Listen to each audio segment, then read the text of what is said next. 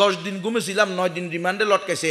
2 বছর পরে জেলখানায় আমাকে আবার জেল হত্যার চেষ্টা করছে। সুব্রত কুমার বালা এক মালাউন হাই সুপারের হাই সিকিউরিটির সুপার ছিল। সে যখন শুনছে আমার মাধ্যমে অমুসলিমদের মাঝে দাওয়াতের কাজ হয়, আলহামদুলিল্লাহ অনেক অমুসলিম মুসলমান হয়েছে। ওমর ফারুক ত্রিপুরা আমার হাতেই মুসলমান হয়েছে, যাকে পাহাড়ের ভিতরে 21 সালে সন্ত্রাসীরা হত্যা করেছে গুলি কইরা।